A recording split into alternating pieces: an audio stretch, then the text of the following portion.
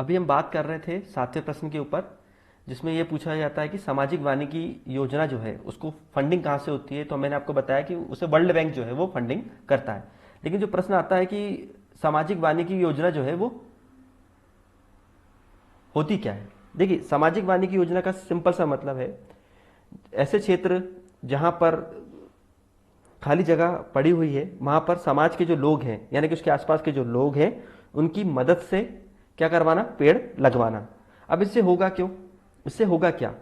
देखिए, यदि लोगों के आसपास, लोगों के घरों के आसपास जो खाली जगह है, अगर उन्हीं की मदद से अगर वहाँ पेड़ लगवाएंगे तो उससे यह क्या होगा कि उनको एक अपनापन का भाव आता है कि यार हम लोगों ने पेड़ लगाया है तो हमें इसकी केयर करनी चाहिए। नहीं तो होता क्या है कि अगर सरकार लगा के चले जाए तो लोगों को लगता है हमको क्या मतलब, सरकार ने लगाई है, सरकार की जिम्मेदारी। क्योंकि हमारे यहाँ के लोगों की जो जनरली जो मेंटेलिटी ऐसी है।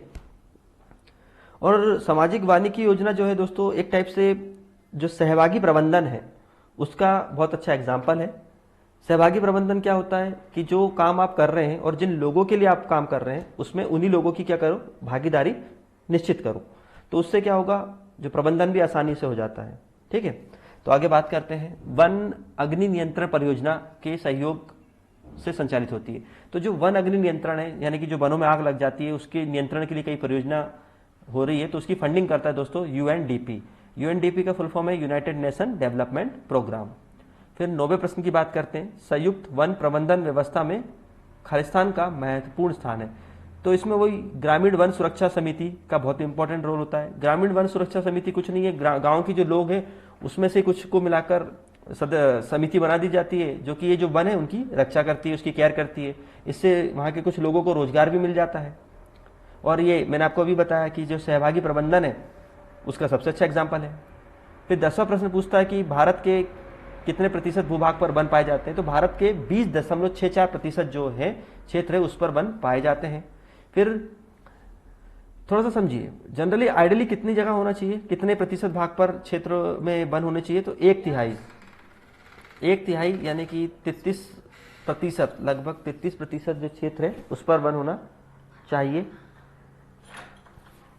फिर 11वां प्रश्न है, मिट्टी में उर्वरकता की कमी को क्या कहते हैं। यदि मिट्टी में जो फर्टिलिटी अगर कम हो जाती है तो उसको कहा जाता है मृदा क्षय, यानी कि मिट्टी अब उतनी फर्टाइल नहीं रह गई है और इसे कहा जाता है मृदा क्षय। वनों को वर्षा का, अब यहाँ पे कुछ सत्य असत्य हैं उनको भी जांच कर लेते हैं। देखिए, वनों को वर्षा का संचालक कहा जाता है, तो इसका आंसर बिल्कुल सही है। क्योंकि जहां ज्यादा वन होते हैं वहां बारिश भी क्या होती है, ज्यादा होती है। और आज आप देख रहे हैं बारिश का जो मौसम है कम ज्यादा होता है। इसका कारण यह कि वनों की क्या हो रही है, संख्या में कमी हो रही है, वृक्ष कम होते जा रहे हैं, दिन प्रतिदिन जो पेड़ है वो कटते जा रहे हैं, तो बारिश का मौसम भी क्या हो रहा है, कम होते जा रहा है। फिर 13वां प्रश्न है, वनों के कारण मिट्टी की ऊपरी सतह बह जाती है। तो ये बिल्कुल असत्य बात है। वनों के कारण ही आप देखते हैं तो मृदा का संरक्षण हो पाता है ना। मिट्टी की जो ऊपरी सतह है इसको बांधे रखते हैं। अगर बाढ़ वगैरह भी आती है तो वन है तो उसके जो पानी आ रहा है ना उसके बहाव को भी क्या कर देते हैं, कम कर देते हैं। तो मृदा का जो कटाव है वो कम हो पाता है।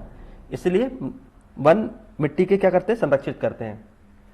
फिर 14वां प्रश्न है कि काली मिट्टी कपास उत्पादन के लिए उपयुक्त है। तो बिल्कुल सत्य है, काली मिट्टी जो है कपास के उत्पादन के लिए बहुत अधिक उपयोगी है। अगर आप देखेंगे कि भारत के जिन क्षेत्रों में काली मिट्टी पाई जाती है वहाँ कपास का बहुत अधिक उत्पादन होता है, और साथ ही साथ वहाँ पर आप देखेंगे कपड़ा उद्योग भी बहुत जोर शोर से पनपता है। फॉर एग्जाम्पल की बात करें तो भारत में जो सबसे ज़्यादा जो काली मिट्टी पाई जाती है वो महाराष्ट्र में पाई जाती है। और उसके बाद अगर अच्छी क्वालिटी की काली मिट्टी की बात करूं तो वो गुजरात के काठियावाड़ जो पठार वहां पाई जाती है। तो दोनों जगह आप देखेंगे तो कपड़े का काफी अच्छा उद्योग जो है वो पनपता है। मध्य प्रदेश में की अगर मैं बात करूं तो जो हमारा ये जो पठार है हमारा इंदौर साइड में जो क्षेत्र पड़ता है वहां पर काली मिट्टी बहुत अधिक पाई जाती है ना। तो इसलिए भी आप देखेंगे इंदौर को मध्य प्रदेश की सूती वस्त्र की राजधानी कहा जाता है। फिर 15वां क्वेश्चन आता है कि वन जलवायु को नियंत्रित कर पर्यावरण संतुलन में सहयोग करते हैं। तो ये बिल्कुल बात सही है, मैंने अभी आपको बताया वन होंगे तभी तो पर्यावरण का संतुलन होगा।